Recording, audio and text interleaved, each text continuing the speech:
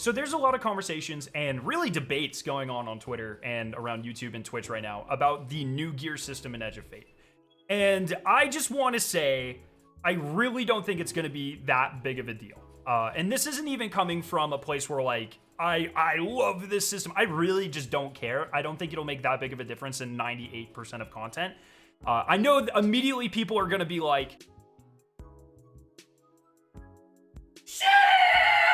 but like genuinely, there are so many other things that I'm worried about or, can complain about in Destiny or Edge of Fate that this just feels like a waste of time and a waste of discussion, to be completely honest, because it's not going to affect most of the community. So what do I mean by new gear?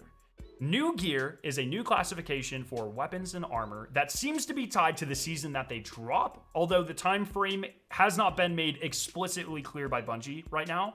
But essentially, they'll be denoted with a little blue banner in your inventory. That means that that item is considered new gear. Weapons that are considered new gear will give you a slight damage buff up to 10% if it is a tier 5 or an exotic weapon. But lower tiers will give you less. So like a tier 3 weapon will only give you 6% damage bonus in that slot. And then the armor, once again, scales with the tier or quality of that armor piece, or if it's an exotic, it caps out as well, up to a total of 15% damage resistance on your character. But I know if I sit here and I say like, hey, your weapons next season are going to be 10% less effective, and your armor is going to be 15% less effective. I know that's like a scary thing to hear, right? But if we like just step back and kind of think about that, think about how unbelievably broken we are right now. And I think that kind of will help many people realize my train of thought where it's like, it doesn't really matter. So for instance, some of the most broken things in the game right now: Chill Inhibitor, Hezon's Vengeance, Unvoiced, Tinashe's, like these things are utterly broken, right? No weapons that get 10% damage buff are going to make me stop using those unless they are like almost identical or objectively better because of some crazy new perk or perk combination.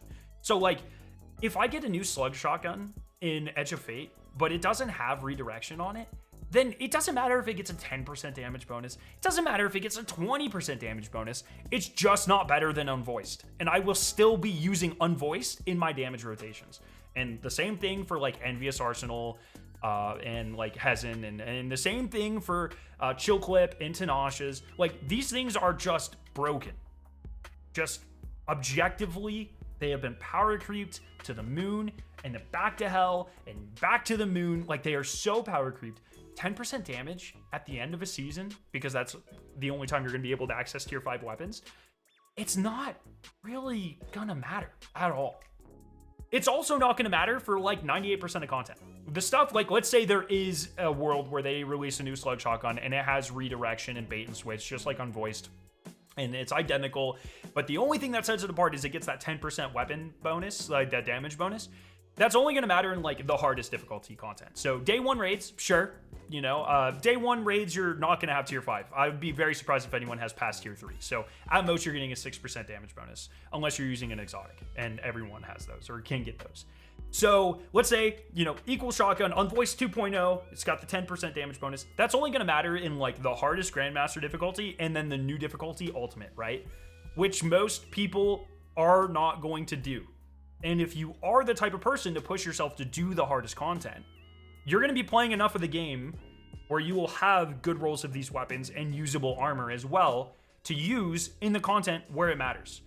If like you're just a normal person and you're just running expert level pinnacle ops or master level strikes or whatever, it's not going to matter. Like do you ever run through like even grandmasters nowadays? You can use literally whatever you want and it is fine.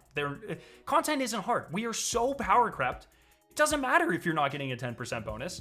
It doesn't matter if you're taking 15% more damage than someone who did farm the new stuff, because we're just so broken, it doesn't matter. And before like you start saying like, but yeah, I want to be optimized. Guys, I run match-made content all the time. I do LFG all the time. I know so many of you people are using auto rifles or scout rifles in PvE. I know you're running Sentinel Titan in PvE. I know you're using an exotic that doesn't even work with your subclass. It's just like, You don't need to optimize for the game right now. No one does unless you're doing the hardest content. People like to use fun builds. That's awesome. You can still use fun builds. People like to use these weapons that they farmed out for. That's awesome. You can still do that. This is just a little incentive to go and like use new gear that you get as you are pushing towards the heavier or the harder difficulties. Like I said, they can remove this from the game. I literally do not care at all. I just think there are so many other things about Destiny, about Edge of Fate that are more pertinent, that adding some like useless noise to this conversation is like diluting how important I think it is to focus on some of the major problems with the game. And it just feels like, honestly, just like complaining just to complain. And I it's fine if you're genuinely worried about this. Like, that's totally cool. I get that. But I just think, you know, take a step back. And I think most people will realize that it won't affect you at all. Now, I do want to say hi, Astacross. Thanks for watching this video.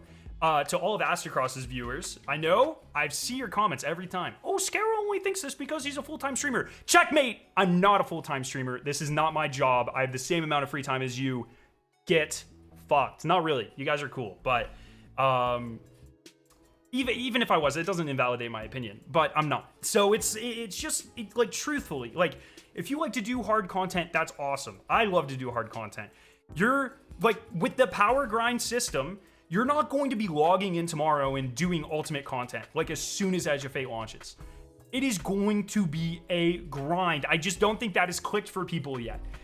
Tier 5 armor is not going to drop. You are going to have to play the game. And in that time, grinding that light level, grinding up to that difficulty, you are going to get stuff to use to push yourself and become more effective in that end game content for farming new stuff. Now, I think that's where a good middle ground for this system is, and it's one thing I'm a little worried about. So we don't know the duration of the new gear tag. So if I farm out something new in Edge of Fate, is it no longer considered new gear in Renegades?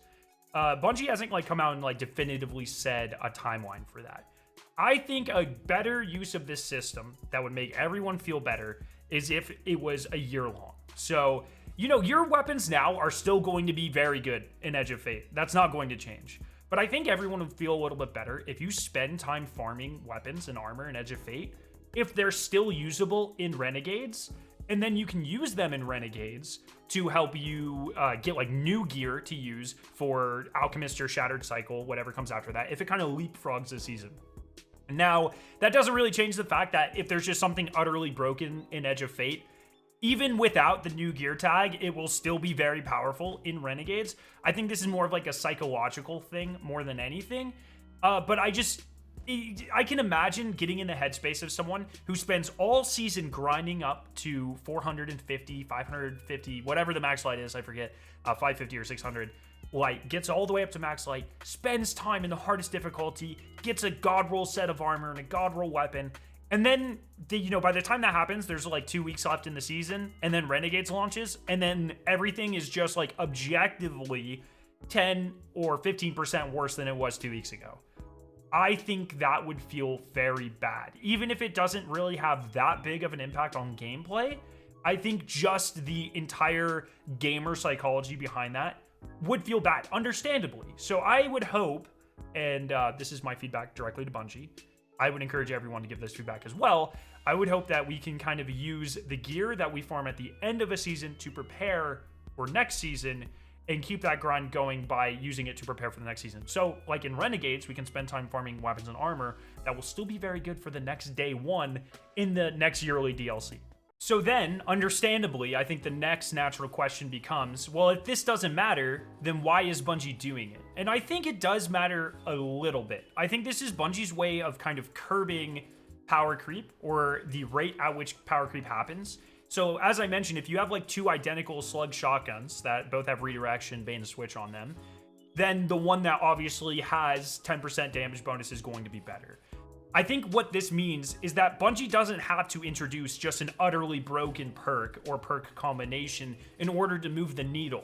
They can kind of take smaller steps. They essentially have to power creep 10% less, right?